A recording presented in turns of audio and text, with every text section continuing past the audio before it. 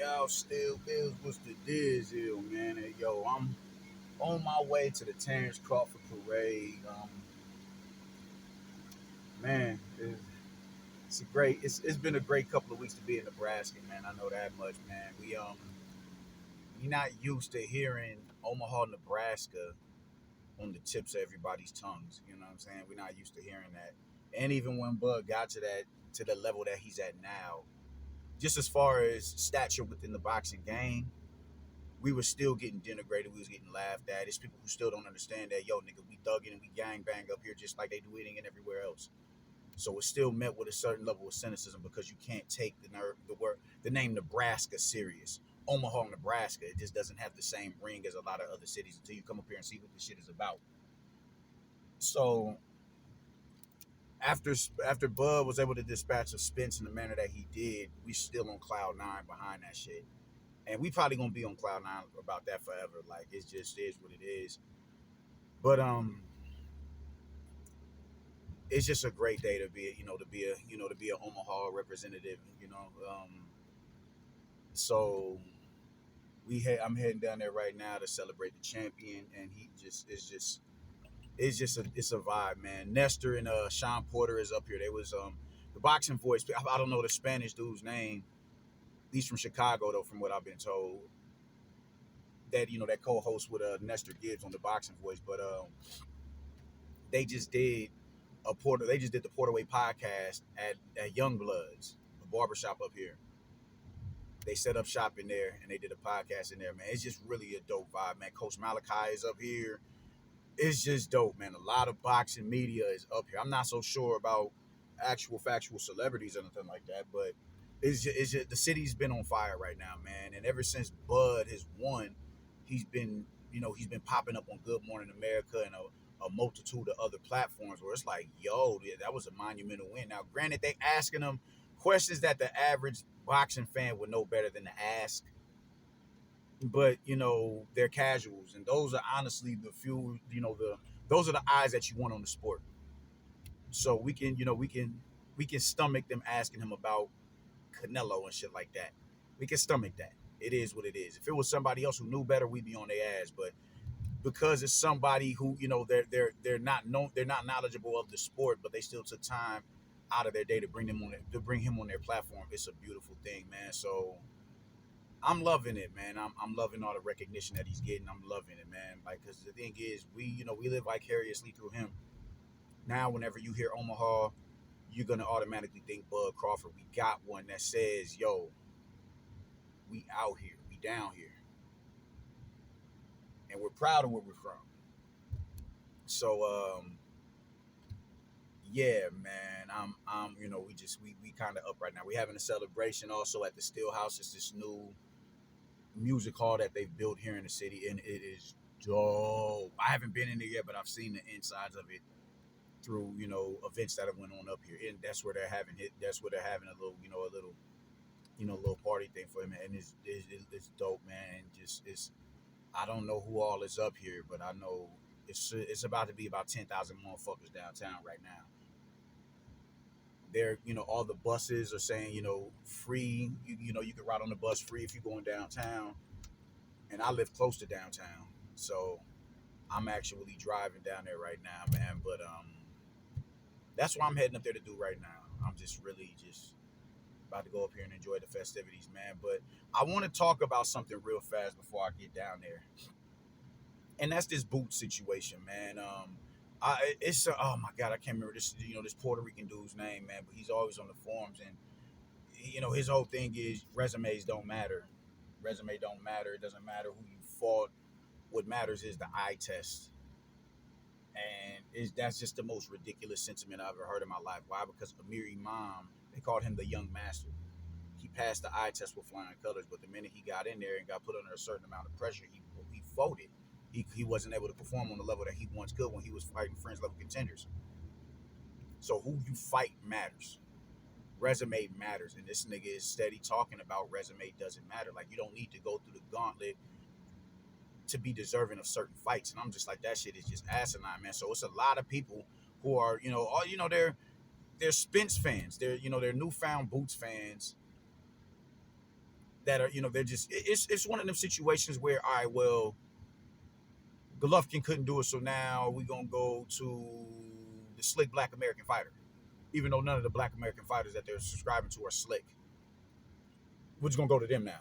So you're looking for somebody to dethrone this nigga because you just, you're in, you're in such a high emotional state that you can't stomach. Oh shit, it starts down here. You can't stomach somebody being able to beat him. You can't stomach the fact that who you want. You can't stomach the fact that this dude is just sitting on top of the world right now. You can't stomach that. So you grab hold of somebody else and you look, oh man, hopefully they can get the job done for me. And since Spence couldn't get it done, the only one that's showing a lot of promise is Boots. Because they just, they think so highly of the PBC. Nobody else outside the PBC matters. Virgil Ortiz, he doesn't matter. He ain't shit. He's limited. He this and that and the third. Yada yada yada. But Boots is the golden child. That's the man that's the man for the job to get the job done right there. So when he says, yo, it's a lose-lose situation, the same way he predicted it with Spence, they're gonna say he was weight drained. They're gonna say the car accident, this and that. That's what they're doing now. Now that sentiment isn't being echoed as loudly as other, as other sense. It's a lot of people who's like, yo, Spence just lost, but there's a lot of people who are saying they're pointing to neurological issues that Spence may have had. They're pointing to him being weight drained and a whole bunch of shit. So, and this is a dude who's far more battle tested and proven than Boots. Far more battle tested than Boots. So, with him being far more battle tested than Boots, and they're still looking for reasons to denigrate Bud for his win, why should Bud go and fight somebody like a Boots? I wouldn't be mad at the fight personally. I honestly wouldn't be. I think it'd be a damn good fight. I think Bud would crash that nigga. But Boots he hasn't accomplished anything. His best win is Roman Villa, and this is off of a fight where he looked pedestrian in. He looked like, yo, this is the dude that we talking about is the next coming of Roy Jones Jr. This is him. This is him. He the next nigga up. Wow. Like, yikes, my nigga. Like, come on, man. Like, it's not fair. It's not fair. And his thing is, I paid my dues. I'm going up to fight Jermell Charlo. And there's people really trying to ostracize him for doing that. Jermell Charlo is an undisputed world champion with a very robust resume at 154 pounds. Why do I that y'all know that's what I'm trying to do? Why do I have to double back to fight Boots when I'm looking, when I got Jermell Charlo in the scope? Like, nah, dude, no.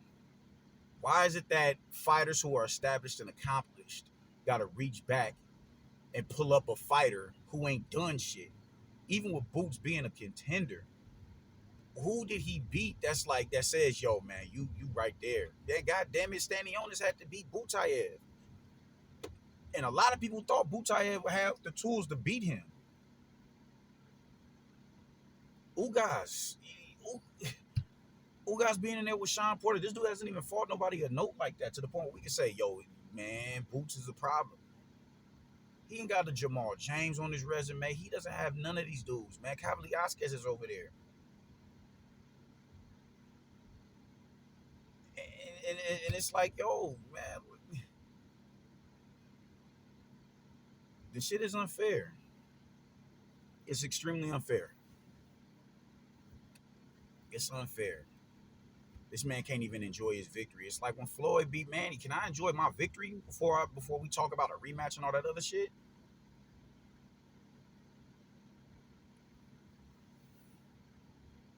This shit is just corny, man. There's no reason for him to fight Boots. There isn't. Boots is a damn good fighter. I think Boots is a potential future pound for pound caliber fighter. On the eye test, that dude looks incredible, man. But he still had. Listen. The worst performance Bud has had, he knocked the dude out, and it was only bad in a lot of people's eyes because He ignored his corner. He didn't fight a smart fight. It ain't boxing. It ain't setting traps. It ain't working off the jab. It ain't making you miss, making you pay. It's none of that shit. It's me just beating your ass right now. That's all this is. That's what he did. And he got the knockout.